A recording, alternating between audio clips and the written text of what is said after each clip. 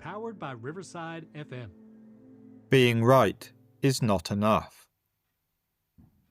This sounds like a philosophical statement, but in fact it was a piece of casual career advice given to me by a former colleague. Their point was to highlight the importance of personal impact and persuasion in the workplace, and not just the quality of the analysis. It's a piece of advice that has stuck with me, because whilst it grated, it does have some merit. It is in fact a key understanding of how to be effective at work. But don't misinterpret the advice. It is not saying that being right or wrong is not important. Rather, it was stressing that once you've figured something out, your job is not yet done. You must learn how to communicate this effectively. It is always the first part of this, the being right part, which feels the most appealing. But self-reflection is also important. All of us like to be right, but often we are not. In this episode, I'm going to self-flagellate over 3 times when I was wrong. And not just a little bit wrong, but spectacularly wrong with an ill-judged opinion on major issues. I'll take you through them in turn. First was COVID. In early March 2020, after the pandemic had first left East Asia and was now growing in parts of northern Italy, but had yet to take full grip on the rest of the continent or the UK, I remember a detailed pub-based conversation as to what extent should we be concerned about the pandemic. My position was clear. Look at the stats. Look at what's happened in China. The numbers on the volume of cases and of deaths had quickly got under control. They were around 10,000 cases. A lot in absolute terms, but without belittling their importance, really very small by the standards of the massive population of China. In short, I felt people in the UK were worried about something because it was an unknown, but really they didn't recognise that their risk from the disease was going to be trivial. And statistically, it would probably turn out to be one of those things which is less risky than falling down the stairs. It was something I could imagine hitting the UK, but it wasn't something that I saw as having a long-lasting health impact. My view was trying to calmly address the catastrophist's fear that an unknown disease was about to run rampant through the population, taking out all who came into contact with it. Of course, I was spectacularly wrong, both on the illness itself, but more importantly, I had been too narrow-minded and had completely failed to consider the prospect of COVID having a wider impact through things such as lockdown. On the health and medical impact of COVID alone, the latest estimates are of 167,000 excess deaths in the UK. This is still not huge swathes of the population, but it is a relatively large number, and it is amongst the most vulnerable. Disproportionately, it's spread amongst older age groups and people with high comorbidity. As time moves on, these excess deaths are actually declining, and they may eventually reverse for a short time, which does not negate the fact that that number of people experienced shortened lives as a result of COVID. Therefore, if you take my initial logic on the health impacts, it's true that it didn't obliterate the population, but its sentiment of there's nothing to worry about was an ineffective, complacent view that turned out to be wrong.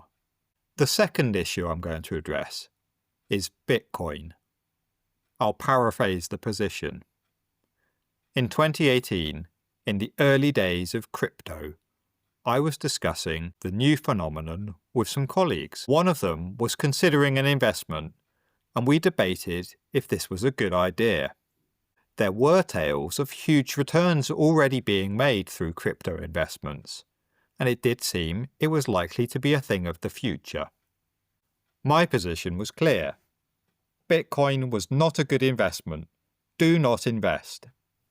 It wasn't so much that I doubted the system or the currency itself. I could see that there could be uses for a decentralized, secure currency. But those to one side, rather my doubt came from a view that investing in what is effectively a currency is purely a speculative investment. A currency on its own has no fundamental value. Let me take you through that stylized thinking, which applies for a number of types of investments. If I was to buy 1 ingot of gold, in a couple of years' time, I will still have 1 ingot of gold. If it is worth more, it's because it's changed value relative to other goods, but the gold itself remains the same. Currency is a bit more complicated, but the equivalent effect exists. For example, if I buy Swiss francs, in future, I will still have Swiss francs. They may have changed in value, perhaps due to inflationary effects, or because of the performance of the Swiss economy. But essentially, I will still have the same number of francs. What is key to note here is that this is different from some other investments, such as investing in physical assets, property, or companies via stocks and shares. Those things are items which can be used in the interim. Indeed, with companies, one friend describes investing in companies as investing in money-making machines. If I buy 1/10 of a company, in a year's time, I will still have 1/10 of that company. But unlike an ingot of gold or a 10 Swiss franc note, in the interim, the company has been doing things, making things, possibly widgets, selling them, possibly to widget buyers, and earning revenues. The company is not inert. It's been engaging in some activity which is hoped to produce some more goods and services. Returning to Bitcoin, my view was that investments in currencies only make money if they increase in value during a transitory period, whilst people may be moving to and from currencies, for example moving from existing currencies into Bitcoin, but that this would not be a long-term trend. So don't invest in Bitcoin. But I must accept that again, I was spectacularly wrong. If I had invested in Bitcoin in 2018, I would have made a roughly 20-fold return. In November 2018, 1 Bitcoin was worth around 4,000 British pounds. And in November 2025, it is now worth around 80,000 British pounds. For comparison, the FTSE 100 increased by only 40% over that same time period. Despite being so massively and costly wrong, my long-term view holds. And to be clear, I am not saying that Bitcoin won't increase further. I'm simply saying that ultimately, even if we use Bitcoin more, it will not be a fundamentally good investment. The third topic was war. Again, this is based on a hazy recollection of a conversation from circa 2018, in which I boldly asserted that I did not believe that there would be any more traditional, in inverted commas, wars. I'd left some wiggle room with that use of the traditional. What I had in mind by traditional was land-based, physical wars between sovereign nations which were developed countries. I was deliberately trying to exclude civil wars, terrorism, and modern conflicts such as drone or cyber wars.